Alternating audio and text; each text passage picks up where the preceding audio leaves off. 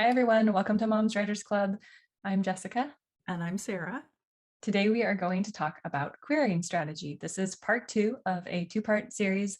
You can check out our first episode on writing your actual query letter, and we'll link it down below. If you could please give us a quick like and subscribe, it helps other people find our videos.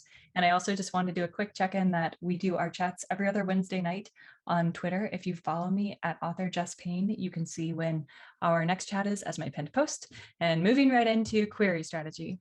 I'm assuming that you watched our first video on how to write a query letter. So now you are ready to query. Congratulations. Woohoo! Hopefully you have done it and had it revised by several people and you are ready to go. So how do you query?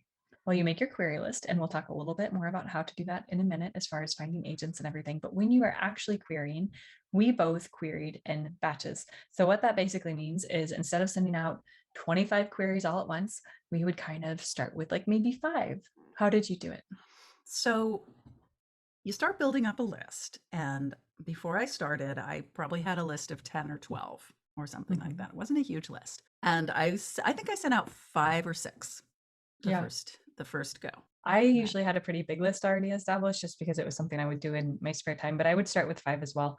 And I would try to send them to agents I knew would respond pretty quickly, like all 5 of them, and sometimes upwards of 10, because I wanted to get a feeling for if my query letter was working. We'll show you in a minute how to look at that on Querytracker. You can look at an agent's timeline and see how fast on average they respond to queries. So you can put a couple of those fast responders earlier to see if you get any requests from your stuff, to see kind of if your query letter is working. This is a very clever strategy that I did not use because I did not know about it. Really? I was late to the game with Querytracker. So what I would do is I would rank my query list on Querytracker by like there's a spot where you can select a number, and it's 0 through 9. And it was not based on like my favorite agents were first. It was my fast responding ones were first. I had some faster responders as well as like agents who I knew took a long time to respond. So I wanted to get those queries done early, and I would kind of put that as my second batch. And then 3 was kind of a good mix of both. And I would send out 5 usually on day 1, and then I'd usually get excited and send out a few more. And as I would get rejections or requests, especially if the requests were like, oh, I'm liking what I'm reading, send me the full manuscript, that would make me feel comfortable that my query and my first pages were working. So I would send out a couple more queries. My goal was to, over the course of a couple months, build up to having 25 queries out at any given time. So that meant if I got a rejection or a request, I would send another query letter out.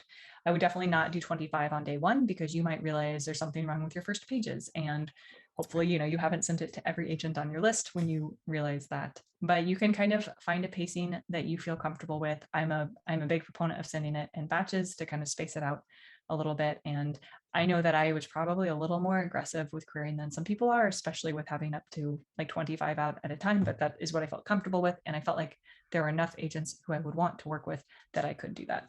I feel like I want to address the dream agent briefly Let's do again it. in this episode. We've talked about this a couple of times because when I started querying, I wasn't quite as strategic and clever as this. I sort of wished I was, but I wasn't. And I just queried like the 6 agents that I just thought were awesome, right? They were like my top 6. And as I went, and I would go, on my first and second books, I had long query lists by the end. And, I got to say, there were agents like when I got down to query number 60 that I was every bit as excited about as those first 6. So like, when I started, I thought those first 6 agents were the end all be all. And as I went through, I just found more and more and more really awesome people. I mean, there are just really a lot of great agents out there. And you just don't necessarily know about them all yet. Yeah. And just because they don't have a bunch of social media doesn't mean they aren't good agents. I think we really think of the ones that have a lot of social media when we think of agents, especially when we're starting out querying. But the reality is those people also get the most queries and, probably already have quite a few clients. So looking elsewhere can be a really good thing. And, I think Sarah and I both were excited to query the agents we ended up signing with, but like neither one of us knew a whole lot about them to begin with, other than that. And I think neither one of us were like that. Oh my gosh, that's my dream agent. I mean, and now I'm like, oh my God, she's my dream agent. Yeah. I can relate to that. Yeah. All right. So next up, we are going to talk about time of year, time of week, time of day. So a lot of people are like, oh, nothing happens in publishing in summer. But everybody I've heard from and I talk to is like, well, at some point I take a vacation during the summer, but otherwise I still work all summer. So I would say, unless they're closed, which a lot of agents do close to queries in summer, they take the summer off. Go ahead and query them. Yeah. It might take them a little bit longer, but you might as well like send it now in June, so to say, instead of waiting till September, where it's going to take just as long. So my take on this, from several years of thinking about it and absorbing information, is time of day does not matter at all. Day of the week does not matter at all. Time of year only matters in that things slow down a bit in August and a bit in like between Thanksgiving and Christmas. Yeah. And that does not even mean don't send your queries then, because the reality is most agents get so many queries that if you send your query in December, they're not going to see it until January anyway. Yeah, the only thing I'd add is, like, if an agent doesn't want to receive queries during that time, they will close to queries. Yes, they will close. It's not your job to worry about it. Look and see if they're closed, and if they're not closed, then feel free to query. If you feel like, you want that opportunity to get a quick response from somebody who might be like banging through their inbox, then maybe don't query between Thanksgiving and New Year's, because a lot of people are off. A lot of people are taking it easy then. The whole rest of the year is fair game. Don't agonize about that stuff. That's not important. Okay, so how long to wait after sending a query to check in? I think it depends a lot on the agent. Yeah, so a lot of agents will put that on their website in their submission instructions. If no response means no, is unfortunately the case for a lot of agents. I hate it. It makes me crazy and sad. But I understand. There's only so much work you can do when you get 5,000 queries a month. Some agents will have it, I endeavor to respond to every query I receive. If you haven't heard from me within 12 weeks, please feel free to send me a reminder. Then you do it at their 12-week mark or after, or whatever their window is. Yeah, totally. If they say nothing at all, then I think 12 weeks is a fair amount of time before you send them a nudge. Yeah, I agree. And you can also look on the Querytracker timeline, which we'll go over in a minute, and kind of see where they are at. And I often would be like, okay, well, they say within 6 to 8 weeks, and it's been 9 weeks, but then I look back and I'm like, oh, well, they're also running 2 weeks behind. So I could just wait a couple more weeks. All those queries that they received right around mine, they haven't responded to any of them yet. Yeah. So, okay. So first of all, no in query letters, it is normal. I've talked to a lot of people who are like, it's been 2 weeks and I haven't heard anything. Months is the norm for a lot of agents. So don't think you're not going to get a response if it's been a week or 2 weeks or 3 weeks or a month and you haven't heard back. That's very normal. As far as like a partial or a full, again, it's very normal for it to be months. A lot of agents will state in the email they send back to you saying that they like received your file. They will state how long they expect it to take to get back to you. For me, I usually waited a couple weeks past whatever that was to check in. So I remember people saying like, it'll take me about 3 months. So I checked in at like 3.5 months, but also take into consideration if they say that and 3 months hits like December 15th, probably wait until after the new year, January, by at least a week. So like January 5th. So did you ever get ghosted on full or partial requests? It happened once. Yeah. It happened after I'd gotten my offers, and it was the person I like waited on to get back to all the agents who had offered. It was so frustrating. I'm sure. Yeah. She took, I think I'd heard back from everyone except this one agent, and she took like, it was 5 days out from my deadline. So I waited 5 days and never heard back from her. And that was frustrating. But other than that, no. Have you? Yeah, twice. Oh, really? Just on general requests, like people who requested from my query, not even after I had my offer. Oh, that's so odd. It's I will say, odd to me. I mean, I get the no response means no, but not on a request. Query letter. Yeah, like you're requesting my book. I send you my whole book. Like, that's unfortunate. Even if it's just a form response. I mean, which is also frustrating. I've gotten those before. I've gotten like, this isn't a good fit for my list. Good luck. Yeah. And that's fine. But like some acknowledgement that like. Yeah, I agree. When material's been requested, I feel that way. I'm sure somebody has a reason that they will argue with us on that, but I think that's professional. These are a lot of different people who knows what's happening in their lives. We do have actual personal lives. Like something might have happened and something. But that's why you check in. Yeah. My first full request was actually on a query where I checked in months later because I knew their agency policy was to send a like a rejection to everyone, and I hadn't gotten one. Yeah. So I checked in, and it turned into a full request. So Nice. check in. That So was my first one the ever. nudge converted. Yeah, I nudged both of them. I nudged one of them twice. That's And unfortunate. I was like, so I just figure like something crazy must have been happening in her life. I don't know. You are a kind person. That's my charitable reading of it. Okay, let's see Because what we I have. know I drop the ball on a regular basis. So, okay. I think you do pretty good. You might drop it, but you pick it back up. Yeah, I bounce it, baby. What kind of, okay, so I know we talked a little bit about this, but what kind of request rate should you get? We hear this question all the time. I see this on Twitter all the time. People are like, oh my God, somebody said I should be getting a 30% request rate and I'm not. I've heard like 50 What's to 60%. Just people, just stop. Like, Yeah. What do you think? I think a 10% is like pretty solid, to be honest. I think it I think we depends talked on your about this. book.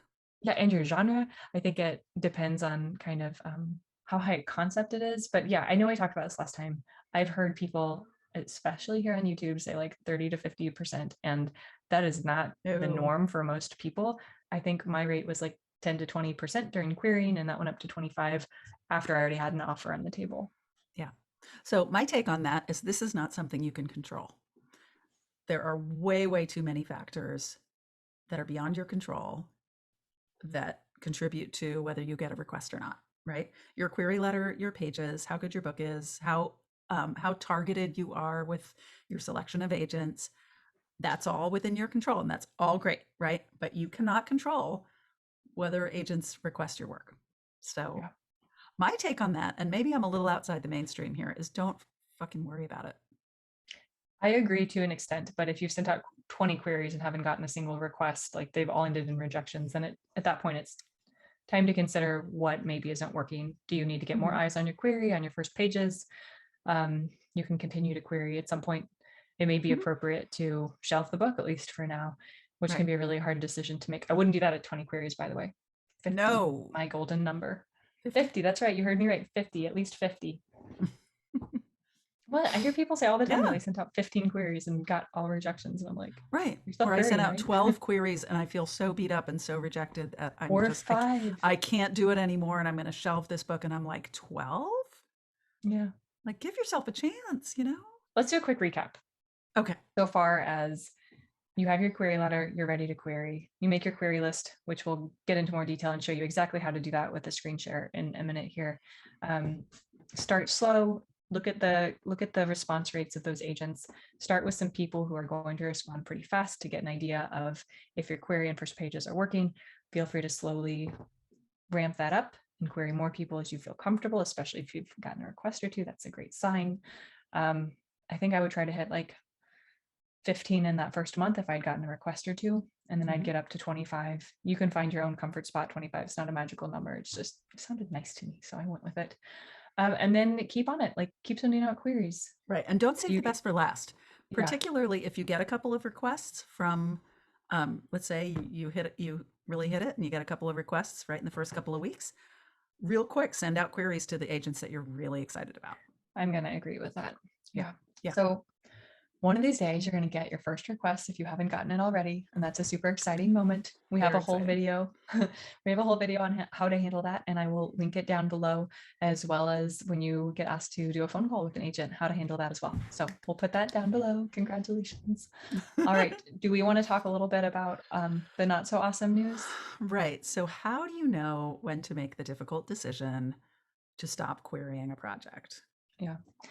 It's really hard. You an agent. It is really hard. I'm going to add the recommendation that when you start querying your current book, start writing another one, because it will be so much easier to get those rejections when you are already excited about a new project. And I know it sounds like I'm full of it when I say that, but it's so true. No, there were times when I was like, this book is so much better than the book I'm querying because I've already grown so much as a writer. Like these just roll right off my back. So I'm going to recommend. That's how I felt. Yeah, just start writing something new.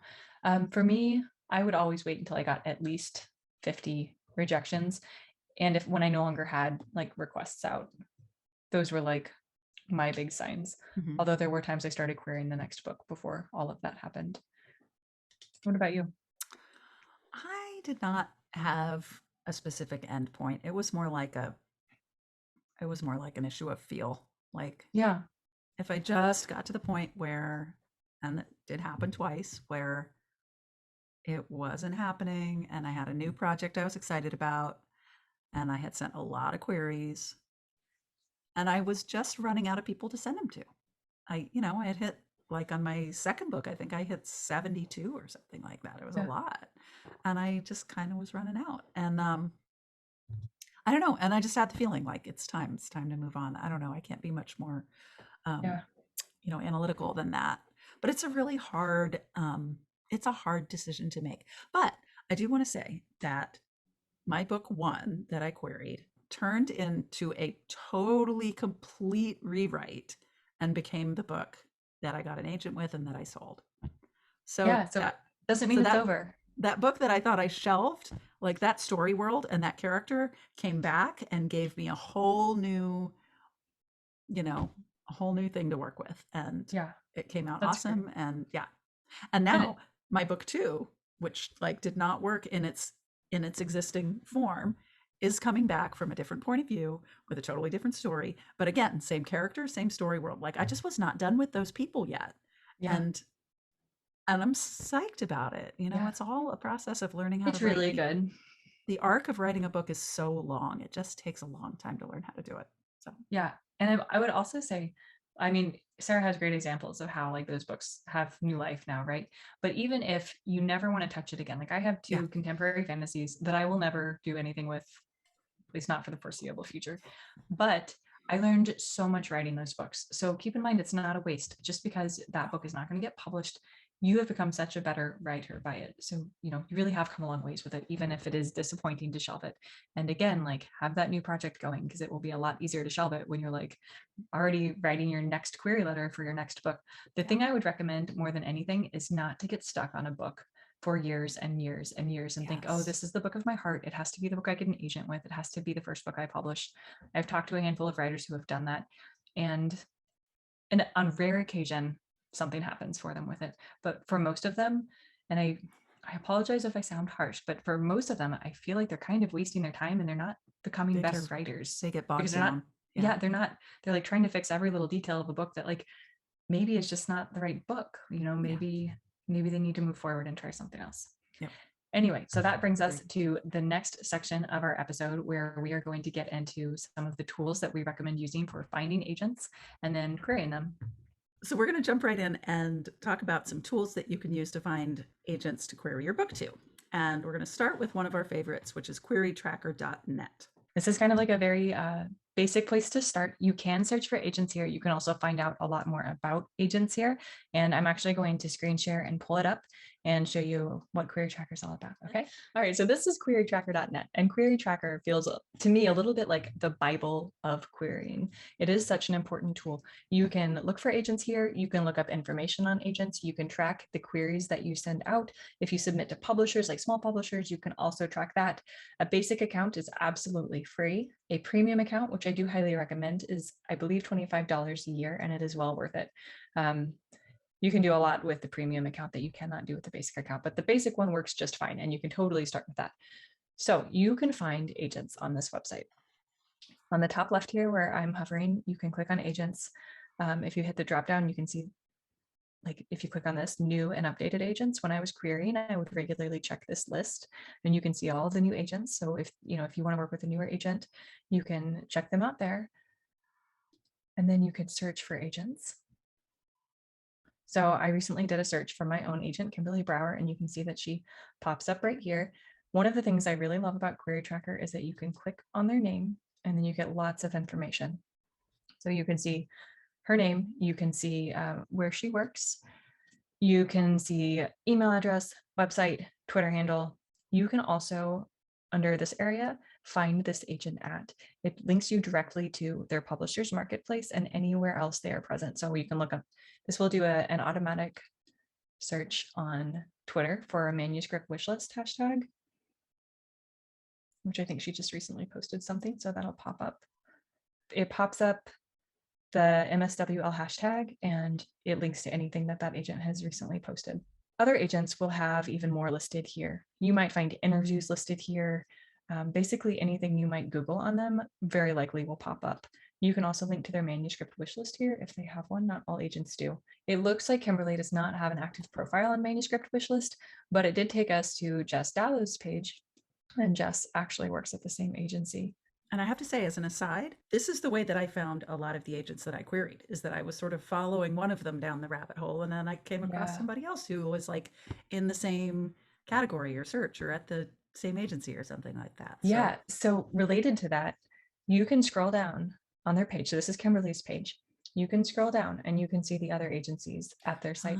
So what I would do is when I found an agent who looked interesting, I would potentially like mark them, but I would also go through and make sure there was not an agent at that agency that might be a better fit, or someone who I would query after I got a rejection from the first one potentially. Right. I will say you'll see query guidelines here. I would always still check the agency website. Always go Because to the agency sometimes, website. yeah, sometimes it's not updated. Okay, so this is just a fake project here, but say I had queried this agent, you can click on this yellow checklist and you can say how you sent it. Email or online form is the most common, and you can say the date and then you can save that. Online form being like Query Manager, which is different from Querytracker. Then the next thing you can do is click on the timeline button here. And it will show you, timeline. Yeah, I'm going to caution you all not to stalk agents on this. Not that we don't all do it, but you can see, so this just shows for the previous 30 days, you can see all the queries they've received. And if you click, you can actually get some information. Like you can see this one was sent on 9/1 and it was general fiction. And this is when Kimberly reopened to queries. So you can see she's gotten quite a few and she hasn't made her way through them yet. So if you haven't gotten a response, you can be reassured knowing that like it wasn't that you're never going to get a response. It's just that she hasn't. It's just that nobody's getting a response just yet. Yeah. And then you can even go back farther. You can go back up the previous year and you can kind of go through and see where they got caught up to. I do know that Kimberly's agency went to a no response means no policy recently. So with those agencies, sometimes it's a little harder to tell where they might be at, but you can kind of get a sense of where they are. So if you queried 2 weeks ago, you know that she just hasn't even started getting to those queries yet. The other thing you can do with a premium membership is go to reports and you can look at all these different things. I'll just let people take a look. You can look at their genres, what they represent. And you can also go to Data Explorer, which gives you just a little more information on the queries they've received. This all depends on self-reporting by users. Yeah. And not everyone reports. So if you do use Querytracker, it is a favor to your fellow writer. What do you call it? Your comrades to, to, report your queries and your steps and put all your data in so that it can be more useful for everyone. Okay, so then the other thing I'll show you is under queries. If you go to my query list, this is again just a dummy one. I added my agent and then a couple other random agents. You can just take a quick look. You can, it'll list out all of them. So if you had queried 100 people, they'd all be listed here. When you get a request, you can click on this yellow one again and you can report if you got a request or if you got a rejection. You can also look at your own personal timeline, which I don't have anything marked, so it won't show anything, but you can see your own history of all of your different queries. And then there is a socialize area. I honestly have not spent much time there, but I know some people like it. I think that's everything for Querytracker. Can you think of anything else? I would just say this is useful if you like to really keep track of a lot of data. It's useful in researching agents with that section where it has all those links to all those different things that you can find about an agent online when you're doing your vetting. Not everybody is going to be into this degree of tracking. So if you look at this and you're like, oh my God, that's like way too much for me, that's okay. And the key thing in keeping track of your queries is to just know who you've queried and when, and don't send the same person 2 queries. Anyway, but we both love Querytracker. It's really, it's a fun and useful tool. Okay, so the next thing we're going to talk about is Publishers Marketplace. And I already talked about it just briefly when I was on Kimberly's profile. So I'm going to click on my query list. I'm going to go back to Kimberly and I'm going to take a look at her Publishers Marketplace. So I'm going to click right here. Alternatively, it is publishersmarketplace.com. Now, this is a subscription service. I think this one's more expensive. I think it's $25 a month. So what a lot of people do is they pay for 1 month of Publishers Marketplace when they're really starting to put their list together. If you don't want to pay monthly, because it's not cheap, $25 a month is significant. But if you really kind of get your self-organized and block out some time to spend on here, you can really get a lot out of it with a 1 month subscription. this is one of the places where you can vet agents. You can make sure that, so newer agents, of course, are not going to have sales, but you can look at who they are working with and make sure that person has sales and that they're selling to publishers that you are interested in working with. You can basically just like look at their history, which I think is really helpful. So we'll do that first, and then we'll show you also how to find agents on there. So clicking on Kimberly's member page, you can see that she has like a little bit of what she's interested here. She's got some agency information up here. It lists some of her clients and some of her recent deals, and then what her submission requirements are. Again, when you look at submission requirements here, I still am going to recommend you go back and check the main website. Okay, so I searched for Kimberly and it divides it into different areas. So you can see her contact info, her member page, some of the authors she represents, and then it shows her as a deal maker, and then it shows her recent deals. And what I always looked at were recent deals. And you can kind of scroll through. Kimberly does a lot of sub rights and audio rights and foreign rights. So that's what's going to show up a lot here. But like if we go to Sarah's agent or Bradford, then like you can see the author she works with, and you can see the deals that have been made and which publishers they're being made with. So if you know that you really want to be published by like Big Five or something, you can see, okay, she's publishing with like St. Martin's and William Morrow and so on and so forth.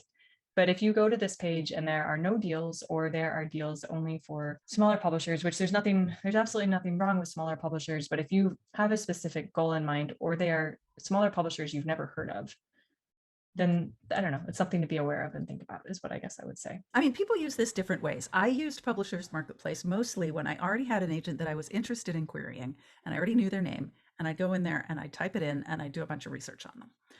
And then I learned this like reverse engineered way of finding agents to query, which we'll talk about in a second. Yeah. That was very clever. Okay, so here you can also look up editors and imprints and publishing houses. Just a heads up, we're not going to talk about that today. But let's say we're looking for an agent, and let's say we write women's and romance. So these are the top deal makers in that particular category. And you don't scroll down. I want to see where Laura is. Yeah, she's 11. She's number 11. Yeah. So a lot of the agents who are going to be a lot further down are also great agents. They just might be more diversified in what they represent, or they might mostly represent like mystery, but they also really love an occasional romance. It doesn't mean that you should only be querying these top ones at all. If anything, these are the people who are probably not looking for as many new authors. So kind of be aware of that. But this is a great way if you are in genre fiction. Like for me, I was looking in thriller, I could see the top agents representing thriller, and I added all of these agents to my list to query. Like not all of these, but like the vast majority of them. So this is also a great way to find agents to query. So this is a strategy that I was turned on to by a book coach that I worked with, and this was very useful to me. She said to figure out, like go to the bookstore and look at books that are similar to yours and figure out what imprint they're on. Okay, here we are at Publishers and Imprints, and this is actually instructive for wrapping your head around what all the imprints are and how they're all related. So let's go ahead and open up HarperCollins. So hit the little plus sign next to HarperCollins. We'll go to my imprint. And then, oh my God, HarperCollins has like a million imprints, right? So we'll go to HarperCollins, Harlequin Books. We're like, what do we need to click on? But this is we kind know of like what we're doing. But the thing is, a lot of searching for agents is serendipity, is like winding your way through all this different information and then being like, oh my God, I didn't even know that person existed, and they look perfect for my book, Okay, so anyway, there's Harlequin Trade. Yep, then open Harlequin Trade. Oh my God, there's 20 more imprints, and then open Graydon House. Okay, so this is my imprint. And then you can go up to the top and you see where it says editors involved in 2 or more of this imprint's 18 deals in the last 12 months. And I click on your editor. You can click on my editor. So then you click on Cat Klein, and then you can look at agents involved in this editor's deals. So this is a backwards way of figuring out what type of imprint publishes the type of book that you write. And I like this one. And then finding out what editors are acquiring work for that imprint, and then what agents are selling books to those editors. And every now and then you'll find an agent who has sold multiple books to an editor at that imprint. And then okay, that agent has a relationship there, and this might be good for me. I think this is a great idea. That said, I would caution people from like doing a lot of searching for editors, and then like I think working backwards from imprints publish thrillers, for example, and then looking to see agents that like sell to them is a great way to find it. But it's so unlikely that the editor that you've looked up and then like tracked down and done all this Oh stuff yeah. is No, actually going to be who the you would point ever is sign not with. that your book is going to follow this path that you just went through. That is not the point at all. The point is to find agents who have relationships at these imprints. One of my favorite ways to find more thriller agents was to go to the websites for the thriller conferences, because they all have agents attend and they list them as well as what their current manuscript wish list is. And I found a lot of agents that didn't quickly show up in other places. That's okay, cool. So let's go. I had this issue in that I wasn't really clear that I was pitching a women's fiction book until fairly late in the game. So I didn't really have this clear genre on my side. So I had to like kind of go through a lot of more convoluted pathways. This is ManuscriptWishlist.com, and this is a great site. It is different than MSLW.com, which we will go to next. Click on Find Agents and Editors, go to Search. Okay, so you've clicked on Find Agents and Editors. You've gone to Genre Name Search. You say that you are looking for an agent, and then you can pick your genre, the best it fits. So like if I'm doing thriller, I'll click on thriller, and then they also have nonfiction genres. And then I'm just going to hit search. So I've selected agent and thriller. And then you hit search, and then you wait a bit because this website's really slow. And you can click multiple boxes on there too, right? So if you've got something that falls like a little bit in between genres, I would click on like literary and women's fiction, and then see what I came up with. The only thing I would say about that is I don't know if that will include more or only include the ones that list both. So just I think it includes keep that in mind. So then I always forget this. I always expect this to take me to a new page, and it doesn't. Just scroll down. It's at the bottom right there. So we'll just click on Abby Saul because she's right here at the top. It'll tell you her name. It'll tell you the agency. And then you get like a little bit of background. You can get submission guidelines. Again, always go to the agent's website. If you are going to query them for real, go to their website and get the submission guidelines from there. But manuscript, this is always hard to say. Manuscriptwishlist.com is fun because the agents that do have profiles on here are often they often have a lot up here. You can get a sense of an agent's personality on here. Like brown box where it says, I'd like the next, or my favorites. I personally love seeing what agents' favorite books are and like what they're reading right now and what they're into. There's a couple of agents that I queried because I was like, oh, my book is like that book that they're reading right now. So that really, and then, they have dislikes on here too, which I think is really good. I mean, it's good to be clear on what an agent definitely doesn't want. And you just like check them off your list. Yeah, totally. Sometimes it'll say something like I want urban fantasy, but not vampires. But not dude-driven post-apocalyptic novels. Is that on there? Yeah, that's awesome. There are a lot of books like that. Okay, so that's kind of the quick and dirty of that. Back on the page before this, which I'm not going to go back to because it'll take too long to load. If you were to scroll down, you would see pages and pages of agents who potentially would fit what you're looking for.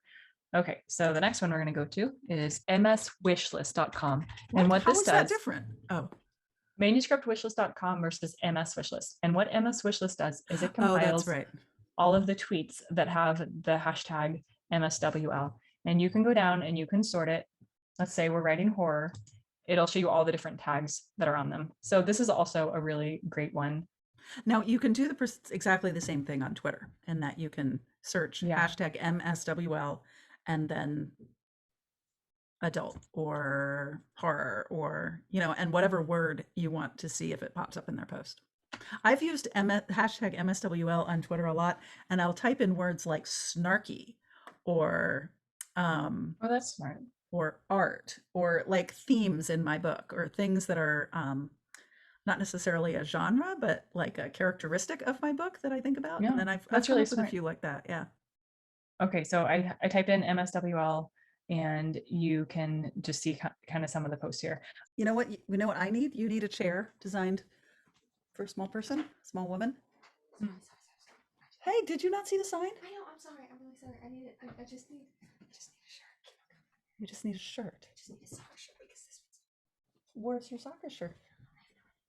We should leave this in. This is so Mom's Writers Club right now. Yeah. Okay, have fun. Like their shorts. Thanks. My daughter is wearing all my athletic clothes now because I'm not doing anything with them. You will be again soon. Have fun. Bye. Close the door. Bye, honey. Love you. I pulled out one of Emma's like big baggy shirts, totally thinking it was one of my little like fitted shirts. And she's 3, you guys, but she's like in a size 6, sometimes a size 7 because she's tall.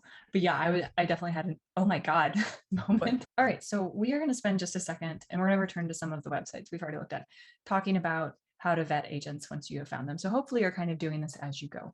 However, there are a few places you can go to vet agents.